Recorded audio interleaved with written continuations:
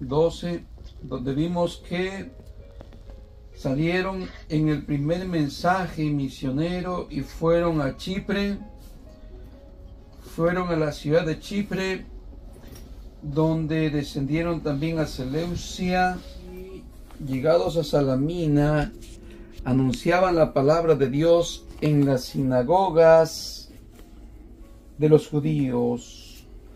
Eso de que se reunían el sábado y que llegaban a las sinagogas, no piensen que eso era la práctica de la iglesia primitiva.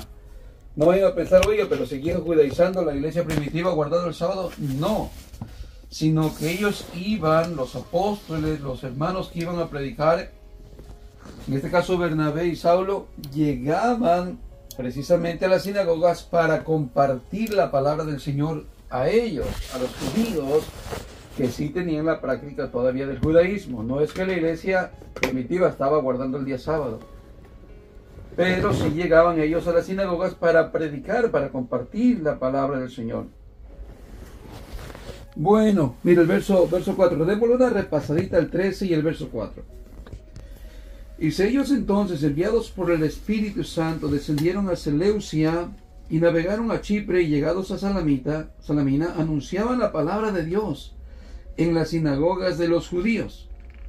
También tenían a Juan de ayudante, a Juan Marcos. Acuérdense de Juan Marcos, el que escribe el libro de Marcos, que más adelantito, cuando Marcos va a ver que hay palos, que hay piedras, que hay azotes, Juan Marcos dice bye bye, yo no los puedo seguir aquí, y se brinca la barda y es un desertor del ejército. Los agarra, se va para casita con mamita allá a la iglesia que estaba en casa de su madre María. Muy bien. Entonces vemos que aquí lo tienen también, andan con ellos, andan con Bernabé y con Saulo. Verso 6, y habiendo atravesado toda la isla hasta Pafos, hallaron a cierto mago falso profeta judío llamado Bar Jesús, que estaba con el procónsul Sergio Paulo, varón prudente. Llamando a Bernabé y a Saulo, deseaba oír la palabra de Dios. Pero les resistía Elimas, el mago. ¿Sí? Les resistía Elimas, el mago, pues así se traduce su nombre, procurando apartar de la fe al procónsul. ¿Qué vemos aquí? Que este procónsul era un hombre que regía una autoridad, era un hombre que estaba rigiendo una autoridad política. Este hombre se dice que este hombre le encantaba leer libros, que era un hombre que le gustaba mucho la ciencia, que le gustaba mucho el estudio, que era un hombre muy noble, este procónsul, pero que también era un hombre que anhelaba escuchar la palabra de Dios. Y por eso dice aquí que mandó a buscar, o le pidió a Bernabé, llamó a Bernabé y a Saulo, los llamó a los dos, pero viendo esto, este mago o Elimas, dice que procuraba apartar de la fe a este hombre. Miren lo que son las cosas, hermano. Apartaba, le hacía estorbo para que no escuchara la palabra de Dios. ¿Sí? Miren lo que es como Satanás actuando para que las personas no oigan la palabra de Dios. Es como, por ejemplo, sería maravilloso que en las iglesias se orara, se leyera la escritura, se enseñara la escritura, ¿no? Tanto en las escuelas primarias, secundarias, hasta la universidad. Pero vea cómo Satanás no es loco, no permite que en las escuelas se haga esto de enseñar la palabra de Dios, que no se ore, que no se lea la escritura. Entonces este hombre está resistiendo, está interponiéndose a que este hombre oiga la palabra de Dios. Entonces Bernabé, que va como enfrente, que es como el cabecilla hasta este momento, al parecer no reacciona a la actitud de este mago, de este hombre, ¿cómo se llama? Elimas. El Bar Jesús era un falso profeta, era otro.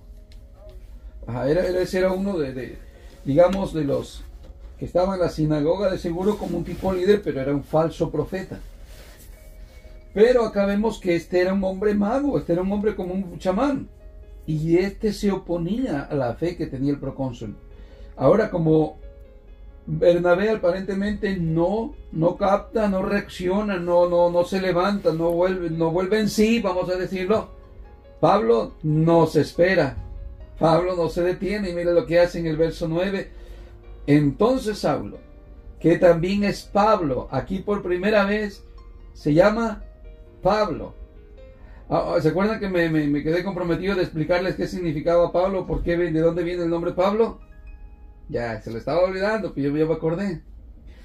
Resulta que Saulo es el nombre judío. Es un nombre judío, Saulo.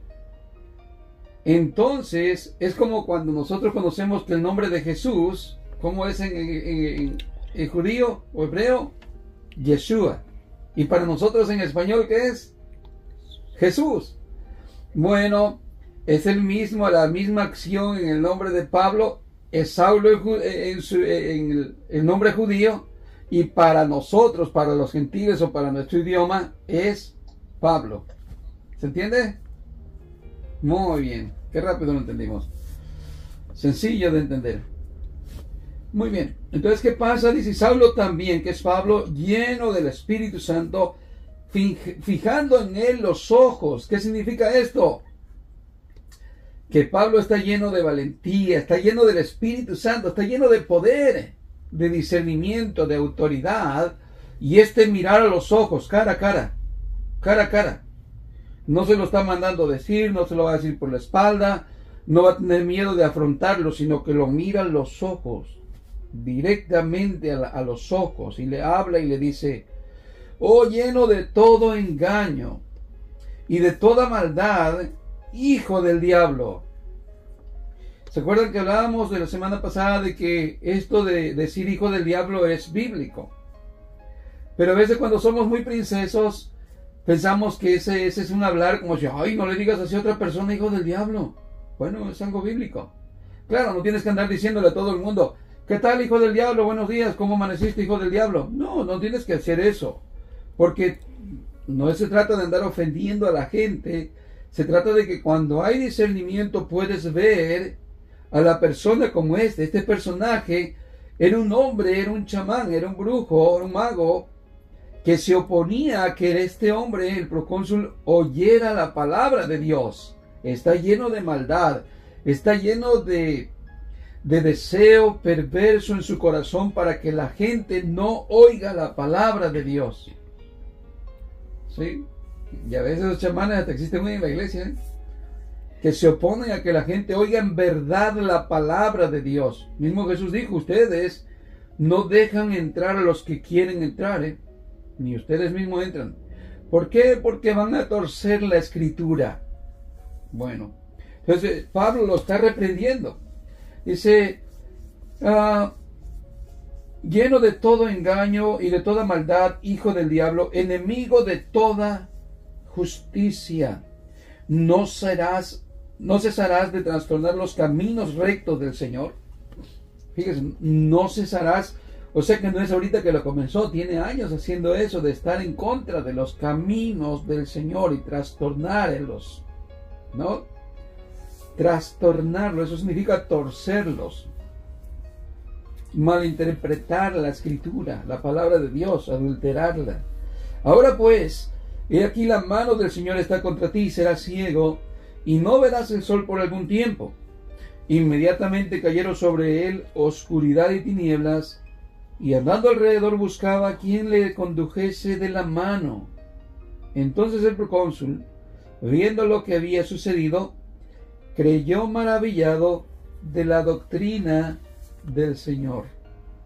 Esto es muy importante. No crean que el procónsul se está convirtiendo porque vio el milagro que sucedió o esta hazaña de Pablo, sino que escuchó la palabra de Dios. Acuérdense que ese era el deseo de su corazón, quería oír, y significa que le enseñaron, significa que Pablo y Bernabé le instruyeron, él escuchó, él tenía anhelo de escucharla. ¿Y qué sucede cuando vemos la palabra de Dios? Cuando Nosotros la recibimos en nuestro corazón. No es los milagros los que nos hacen creer en el Señor ni convertirnos de corazón al Señor. Es la palabra del Señor. Así es que este hombre está dando crédito diciendo, entonces el procónsul, viendo lo que había sucedido, creyó maravillado en la doctrina del Señor. Muy específicamente, la doctrina. Se puede interpretar la gracia, la misericordia, el perdón de los pecados a través de la doctrina, o sea, del Señor Jesús, a través del Señor Jesús. Muy bien. Ahora el verso 13. Aquí vamos a ver otra ciudad que también se llama Antioquía, pero que no es la que está más cerca de Jerusalén, sino es la que está lejos. La que está lejos. Se puede decir que esta es una Antioquía muy pequeñita. La otra Antioquía es como la base de Pablo, ¿no? Donde va a ir a varios viajes misioneros y regresa a Antioquía, regresa a la base. Entonces vemos ahí, habiendo zarpado de Pafos, Pablo y sus compañeros arribaron a Perge, o Perge, no sé cómo sería exactamente, de Panfilia, pero Juan, apartándose de ellos, volvió a Jerusalén. ¿Qué vemos aquí? Juan Marcos, cuando miró que las cosas se estaban poniendo duras y serias, dijo adiós. Dijo adiós y se regresó para la iglesia, para la casita. Ellos, pasando por Perge, llegaron a Antioquía de Pisidia y entraron en la sinagoga un día de reposo y se sentaron.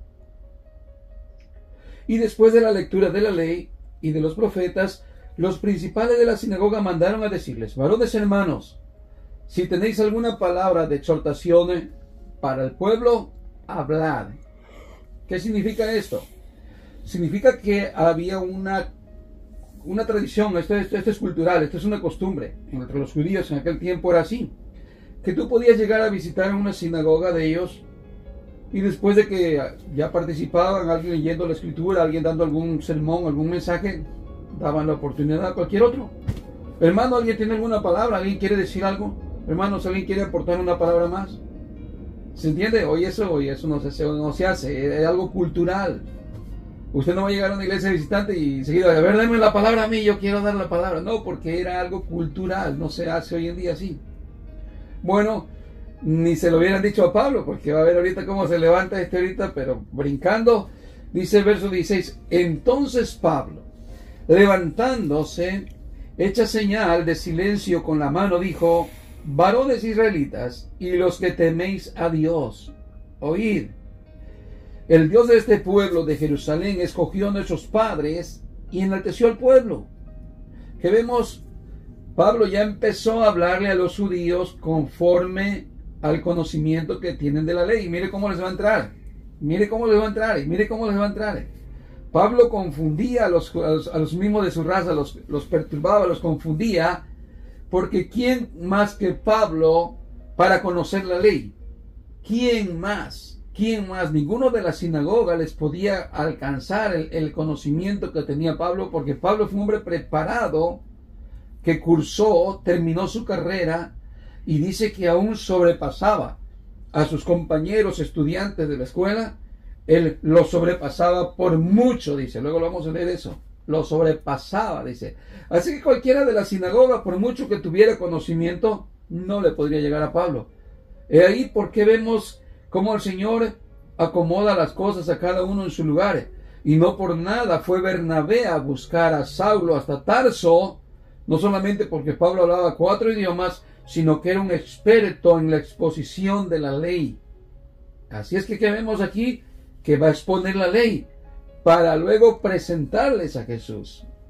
Muy bien. Dice, el Dios de este pueblo, fíjese, le estoy hablando que es el mismo Dios. ¿Sí? Muy bien. ¿Y qué más dice?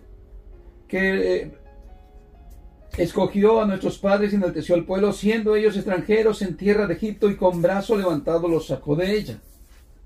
Y por un tiempo, como de 40 años, los soportó en el desierto. Y habiendo destruido 7 naciones en la tierra de Canaán, les dio una herencia, le dio en herencia su territorio. Después, como por 450 años, les dio jueces hasta el profeta Samuel. Luego pidieron rey y Dios les concedió a Saúl, hijo de Cis, varón de la tribu de Benjamín, por 40 años. Quitado este, les levantó por rey a David, de quien dio también testimonio diciendo: he aquí hallado David, hijo de Isaí, varón conforme a mi corazón, quien hará todo lo que yo quiero. De la descendencia de este, y conforme a la promesa, Dios levantó a Jesús por Salvador a Israel. ¿Ve cómo lo trajo por todo el recorrido? Muy bien. Y de ahí dice: antes de su venida, predicó Juan el bautismo de arrepentimiento a todo el pueblo de Israel. Ahora lo está paseando aquí por Juan el Bautista. Mas cuando Juan terminaba su carrera, dijo: ¿quién pensáis que soy? No soy yo él. Mas he aquí viene tras mí uno quien no soy digno de desatar el calzado de sus pies. Varones hermanos, hijos del linaje de Abraham, y los que entre vosotros teméis a Dios, a vosotros es enviada la palabra de esta salvación. Mire, aquí toma en cuenta esto. Los que teméis a Dios, a vosotros es enviada la palabra de Dios. No es para todos, hermanos. Hoy en día todavía la palabra no va a ser para todos. Es exclusivo. ¿Qué es exclusivo? Que no toda la persona, aunque la oiga, la va a recibir. Y no toda persona, porque oiga la palabra de Dios, tampoco va a entrar al reino de los cielos. ¿Por qué? Porque como dice aquí, vosotros dice, a los que teméis a Dios, a vosotros es enviada la palabra de esta salvación. ¿Sí? Muy bien, porque los habitantes de Jerusalén y sus gobernantes, no conociendo a Jesús, ni las palabras de los profetas que se leen todos los días de reposo, las cumplieron al condenarle. Y sin hallar en él causa digna de muerte, pidieron a Pilato que se le matase. Y habiendo cumplido todas las cosas que de él estaban escritas, quitándolo del madero, lo pusieron en un sepulcro. Mas Dios se levantó de los muertos, y él se apareció durante muchos días a los que habían subido juntamente con él a Galilea, o de Galilea a Jerusalén, los cuales ahora son sus testigos ante el pueblo. Y nosotros también os anunciamos el evangelio de aquella promesa hecha a nuestros padres, la cual Dios ha cumplido a los hijos de Israel, a los hijos de ellos, a nosotros, resucitando a Jesús, como está escrito también en el Salmo 2: mi hijo eres tú, yo te he engendrado hoy. Y en cuanto a que le levantó de los muertos para nunca más volver a corrupción, lo dijo así: os daré las misericordias fieles de David. Por eso dice también en otro salmo: no permitirás que tu santo vea corrupción. Porque a la verdad David, habiendo servido a su propia generación según la voluntad de Dios, durmió y fue reunido con sus padres y vio corrupción. ¿Qué significa vio corrupción? Que su cuerpo fue enterrado y se pudrió, que su cuerpo se hizo polvo. ¿Sí? Pero acerca de Jesús hay una promesa de que había una promesa, por eso dice Pablo, cumplió todo lo que estaba escrito acerca de él. ¿Sí? Que de Jesús su cuerpo no vería corrupción, su cuerpo no se iba a desintegrar en el polvo. Por eso está hablando de que resucitó. Ahora el verso 37, ¿verdad? ¿Sí? Muy bien. Mas aquel a quien Dios levantó no vio corrupción. Sabed pues esto, varones hermanos, que por medio de él se os anuncia perdón de pecados. Y esto es, hermanos, una piña en la pera. Este es un golpe bajo a un judío. ¿Por qué? Porque hasta ese tiempo ellos no creyeron en el Mesías, no creyeron que Jesús era el Mesías. Ellos estaban esperando todavía al Mesías, y decirles que Jesús era el que daba el perdón de pecados era decirle que Jesús era Dios. Porque para un judío solamente Dios puede perdonar pecados. Y hasta el día de hoy están esperando su Mesías. Hasta el día de hoy no se dieron cuenta de que ya pasó, ya estuvo en este mundo, estuvo enfrente de ellos, resucitó y ya hoy por medio de Él es que tenemos el perdón de pecados en todas las naciones, no solamente en Israel. Muy bien, verso 39. Y que de todo aquello de que por la ley de Moisés no pudiste ser justificados, en Él es justificado todo aquel que cree. ¿Qué le está diciendo, hermanos? Ustedes que confían en sus obras de la ley, desde la circuncisión, guardar el día sábado, las lunas nuevas, los días de fiesta, etcétera. Todo lo que por medio de la ley no se pudo, la ley no pudo. Por medio de esas obras nadie podía ser justificado porque nadie podía cumplir la ley completamente. Nadie. Así es que le dice que todo aquello de que por la ley de Moisés no pudisteis ser justificados, en Él es justificado todo aquel que en Él cree. Qué lindo está presentando el Evangelio. Ustedes quieren ser justificados. Él sí te puede justificar plenamente, porque en Cristo hay justificación por medio de su justicia. Muy bien. Verso 40. Mirad pues, que no venga sobre vosotros los que está dicho en los profetas. Aquí sí es una palabra como dura para ellos y como una amonestación, ¿no? Mirad, oh menospreciadores, y asombraos y desapareced, porque yo hago una obra en vuestros días, obra que no creeréis, si alguien os anunciare, os la contare. Muy bien, ¿qué está diciendo? Que no se escandalicen de eso y que no menosprecien el mensaje del Evangelio, que no sean menospreciadores, ¿o qué? Sí, menospreciadores, de no tomar en cuenta la obra de Dios, la obra de Cristo, que cuando alguien se lo contara no cierren su corazón, que no cierren su alma, que estén atentos a eso y que no se escandalicen. Pero él está diciendo que no les venga a pasar lo que está escrito en los profetas, que no sean menospreciadores y que no vayan a creer en esa obra que el Señor hizo en nuestros días, obra que no creeréis si alguien os la contares. Verso 42. Cuando salieron ellos de la sinagoga de los judíos, los gentiles le rogaron que el siguiente día de reposo les hablasen de estas cosas. Y usted podría decir, hermanos, ¿cómo es que leímos ahí que era para los que teméis a Dios que la palabra era enviada?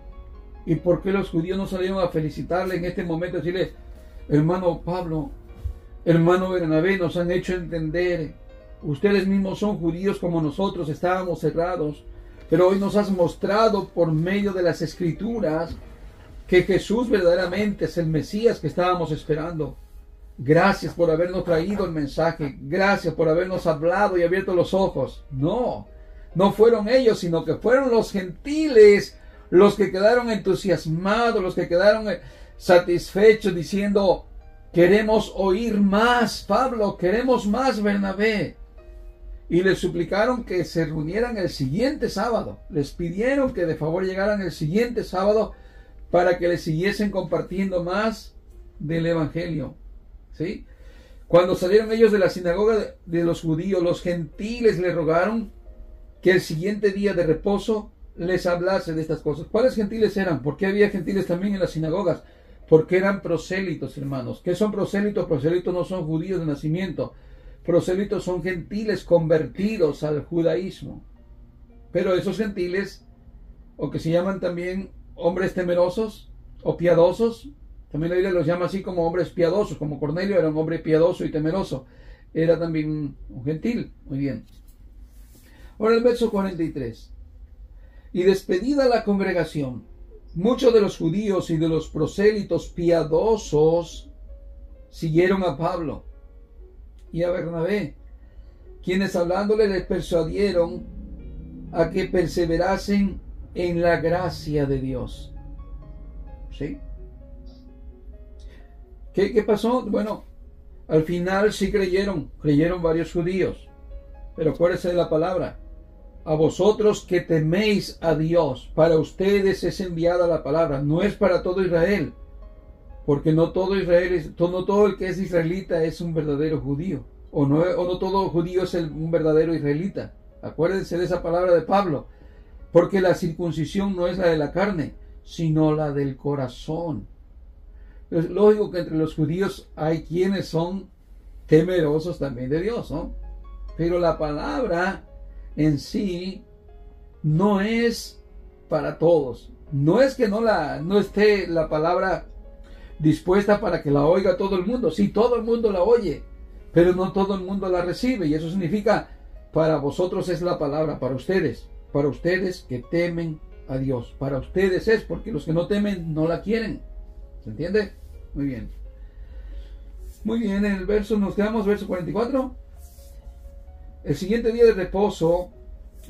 Pero ¿qué hicieron los apóstoles? ¿Qué hicieron Pablo y Bernabé? Bueno, Bernabé no era apóstol, pero ¿qué hizo Pablo y Bernabé? Dice que hablándoles les persuadían a que perseverasen en la gracia de Dios. O sea, les están animando, les están confirmando, les están ayudando todavía a que ahora sigan adelante. ¿Se entiende? Ya creyeron, hermanos.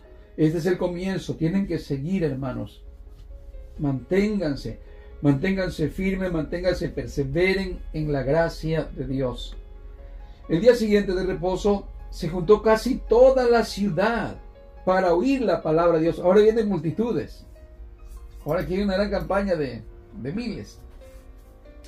Se podría decir, ¿no? Dice que se juntó casi toda la ciudad. Verso 45. Pero viendo los judíos la muchedumbre.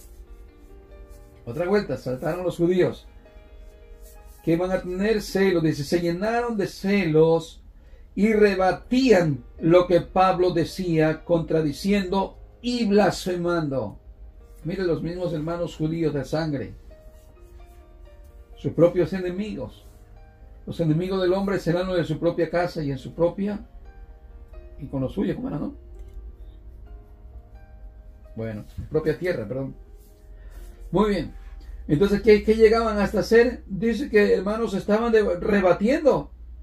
Pablo iba por aquí tratando de demostrar la verdad, la escritura, y otros por otro lado queriendo derribar el argumento que Pablo estaba poniendo. Traduciendo mal lo que él le estaba enseñando, ahora sí que contradiciendo lo que Pablo decía. Y eso a veces se dan los debates que muchos practican a veces, no, que yo esto y lo otro, y a veces en esos debates lo que hace es que se llega a blasfemar, porque el que habla mal, habla mentira, no habla correctamente la Biblia, ¿qué está haciendo? Está blasfemando. ¿Qué es blasfemar? Faltarle al respeto a Dios, como cuando dijeron, tú sacas demonios por el príncipe de los demonios, por Belzebú. Eso es blasfemar, eso es faltarle el respeto a Dios. Y cuando ellos estaban así rebatiendo lo que Pablo había dicho, ¿cómo es que pueden rebatir la verdad con otra verdad? No, lógico que están mintiendo, están dando una mala interpretación a lo que ellos están diciendo, en este caso de parte de la Escritura, ¿no? Muy bien, verso 46. Entonces Pablo y Bernabé, hablando con denuedo, dijeron, a vosotros a la verdad era necesario que se os hablase primero la palabra de Dios, mas puesto que la desecháis y no os juzgáis dignos de la vida eterna, he aquí nos volvemos a los gentiles. Sin duda el Señor primero, ¿a dónde vino? Vino a Israel. Primero la promesa era para Israel, todo era para el pueblo de Israel al principio. Pero vemos que ellos no se consideraron dignos de la salvación. Ellos no se consideraron, pues rechazaron la palabra, rechazaron la gracia, prefirieron su ley, prefirieron su justicia propia, desechando la justicia de Dios. ¿Sí? Así que Pablo y Bernabé les están diciendo, a vosotros a la verdad era necesario que os hablase primero la palabra de Dios, mas puesto que la desecháis y no se juzgan ustedes dignos de la vida eterna, o sea que en verdad ustedes mismos se descalifican para eso, no la quieren, hermano. Se descalifican para querer tener la vida eterna. Y aquí nos volvemos a los gentiles, porque así nos mandó el Señor diciendo, te he puesto para luz de los gentiles, a fin de que seas para salvación hasta lo último de la tierra. Los gentiles, oyendo esto, se regocijaban y glorificaban la palabra del Señor, y creyeron todos los que estaban ordenados para vida eterna. Esto habla de la soberanía de Dios. No todos van a creer, hermanos, pero sí van a creer los que han sido ordenados para vida eterna. Esto no es para desconsolarse, hermano, no hay que desanimarlo, porque hermano, no todos van a creer, eso me da tristeza, me da no sé qué. Hermanos, es la palabra del Señor y es lo que Dios ha determinado. Tenemos al contrario que alabar a Dios, porque mire los gentiles cómo han entendido el mensaje, cómo lo han recibido con amor. Y quienes lo debieron haber recibido, porque para ellos era, no lo recibieron. ¿Qué podemos decir, hermanos? ¿Qué podemos decir? ¿Que Dios es injusto? No, al contrario, alabemos a Dios por su gran misericordia y su justicia. Porque si no fuera por la justicia, la gracia de Dios, los gentiles estaríamos peor que los judíos. Mucho peor, porque nosotros ni conocíamos la ley de Dios. Así es que vemos que ellos glorificaban al Señor. Verso 49, y la palabra del Señor se difundía por toda aquella provincia, pero los judíos instigaron a mujeres piadosas y distinguidas y a los principales de la ciudad, y levantaron persecución contra Pablo y Bernabé, y los expulsaron de sus límites. Ellos entonces, sacudiendo contra ellos el polvo de sus pies, llegaron a Iconio, y los discípulos estaban llenos de gozo y del Espíritu Santo. ¿Qué vemos aquí? ¿Qué acontece? Mire, después de todo eso que experimentaron, los judíos incitaron al pueblo. Acuérdense que esa era como una estrategia, ¿no? De incitar al pueblo. ¿Se acuerdan cómo incitaron al pueblo, los sacerdotes y los fariseos y los escribas para que gritaran crucifícale? ¿Se recuerdan? Parecieran que es su estrategia de ganar, ¿no? Se van con el pueblo, se van con la mayoría y gritan y miren. Bueno, ¿qué hacen? Expulsan a Pablo y a Bernabé. Y ahora dice que en el versículo 51, presta atención, dice: ellos entonces, sacudiendo contra ellos el polvo de sus pies, llegaron a Iconio. ¿Qué significa quitarse la chancla, quitarse el zapato, el guaracho o la sandalia y sacudir el polvo? ¿Se recuerda que Jesús dijo eso? Cuando vayan a una casa y no os recibiesen, sacudid el polvo de aquella ciudad en aquella casa, porque en el día del juicio será más tolerable el castigo para Sodoma y Gomorra que para aquella ciudad. ¿Se recuerdan? Esto tenía que ver con algo cultural también. Haz de cuenta que Pablo les está diciendo con desprecio. Este era una afrenta, este era algo despreciativo. Ustedes, nada que ver con nosotros. Ustedes de aquí en adelante, como si ya no fueran nuestros hermanos. ¿Por qué? Porque no era nomás un decir, ya no eres mi hermano, como hoy en día. No se trata de no decirle a los demás de otra religión que no son nuestros hermanos, porque ellos no nos están tratando de matar. Ellos no están tratando de desechar la palabra de Dios, al menos no lo sabemos por nuestra cuenta. Pero estos judíos sí estaban contradiciendo lo que Pablo estaba enseñando, desecharon una palabra del Señor y aún los querían matar. Los querían matar. Por eso es que esa cultura era de que te quitaba los zapatos y las sandalias y sacudías el polvo y era declararle: con nosotros de aquí en adelante, nada que ver. Ya no somos del mismo grupo. Ya no somos del mismo pueblo. Ya no somos del mismo lugar. Se acabó. Muy bien, y hemos llegado al capítulo 14. Pablo y Bernabé dicen Iconio. Aconteció que en Iconio que entraron juntos en la sinagoga de los judíos y hablaron de tal manera que creyó una gran multitud de judíos y asimismo de griegos. Mas los judíos que no creían excitaron y corrompieron los ánimos de los gentiles contra los hermanos. Por tanto se detuvieron allí mucho tiempo, hablando con denuedo, confiados en el Señor, el cual daba testimonio de la palabra y de su gracia, concediendo que se hiciese por las manos de ellos señales y prodigios. Y la gente de la ciudad estaba dividida. Unos estaban con los judíos y otros con los apóstoles. Pero cuando los judíos y los gentiles, juntamente con sus gobernantes, se lanzaron a afrentarlos y a apedrearlos, habiéndolo sabido, huyeron a Listra y Derbe, Licaonia y a toda la región circunvecina, y allí predicaban el evangelio. Sí, muy bien. Ahora el verso 8 dice: y cierto hombre de Listra estaba sentado imposibilitado de los pies, cojo de nacimiento, que jamás había andado. Este oyó hablar a Pablo, el cual, fijando en él sus ojos y viendo que tenía fe para ser sanado, dijo a gran voz: levántate derecho sobre tus pies. Y él saltó y anduvo. Entonces la gente, visto lo que Pablo había hecho, alzó la voz diciendo en lengua licaónica: dioses bajo la semejanza de hombres han descendido a nosotros. Y a Bernabé llamaban Júpiter y a Pablo Mercurio, porque este era el que llevaba la palabra. Y el sacerdote de Júpiter, cuyo templo estaba frente a la ciudad, trajo toros y guirnaldas delante de las puertas, y juntamente con la muchedumbre quería ofrecer sacrificios. Cuando lo oyeron los apóstoles, Bernabé y Pablo rasgaron sus ropas y se lanzaron entre la multitud dando voces, diciendo: varones, ¿por qué hacéis esto? Nosotros también somos hombres semejantes a vosotros, que os anunciamos que de estas vanidades os convirtáis al Dios vivo, que hizo el cielo y la tierra, el mar y todo lo que en ellos hay.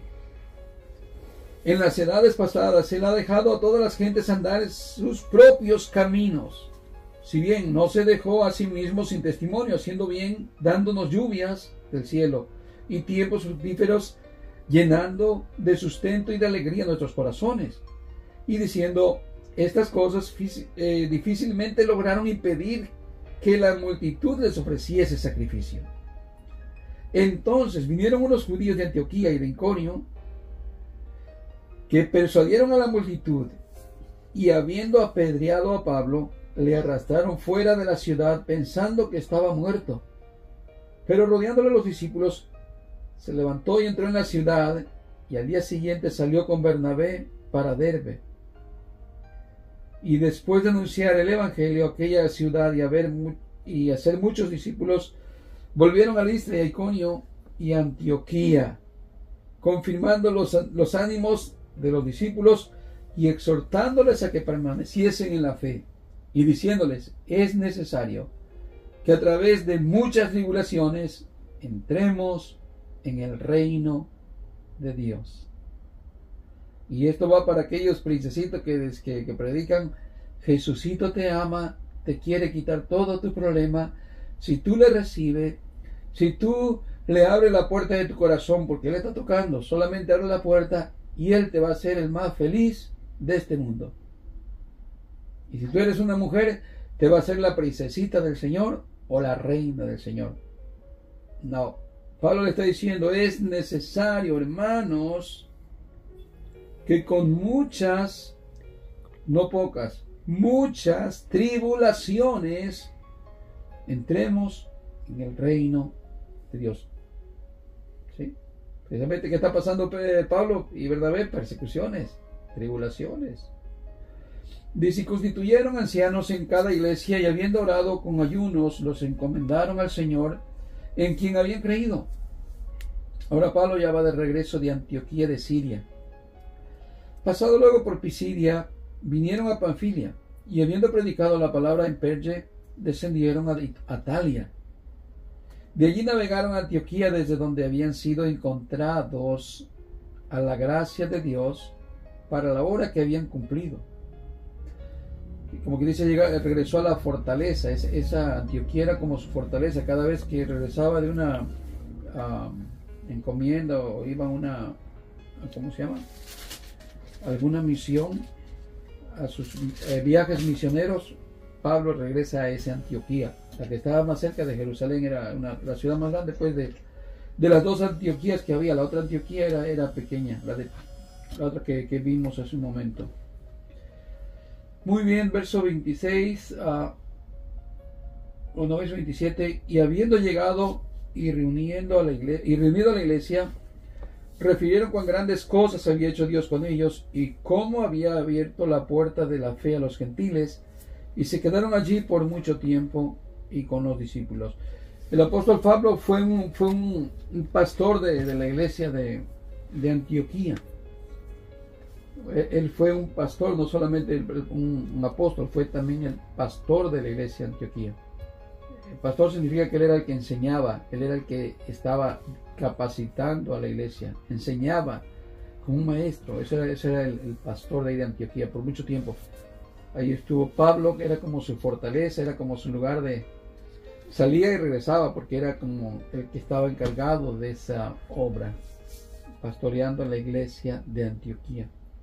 Muy bien, vamos a quedar así, hermanos.